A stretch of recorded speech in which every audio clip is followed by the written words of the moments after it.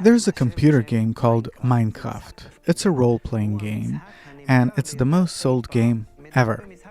It's a game that allows players lots of creativity, and some of the main themes of the game are survival, exploring the world, and fighting. As a father, I can tell you that the way I feel it, were I not to call my children to get up from the computer game from time to time, I have a feeling that they'd be willing to live inside the computer game and never come out. Why?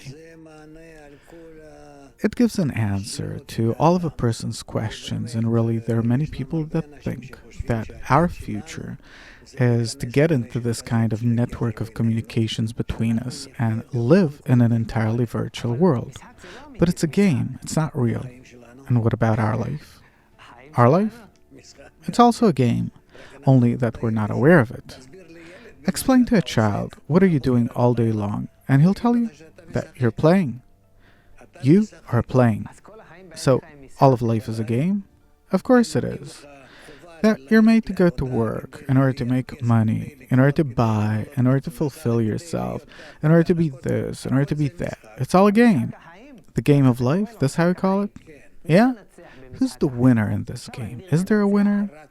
Only those people that ask, what is the meaning of the game? What is it for? All in all, those that do ask, but very few people ask. What is the game for?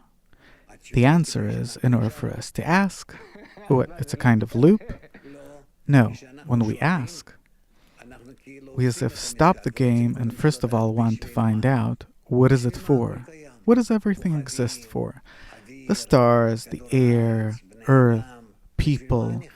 What am I living for? It's the same question. It's an eternal question. And then we as if go back to our childhood, when we used to ask ourselves these questions about, what am I living for?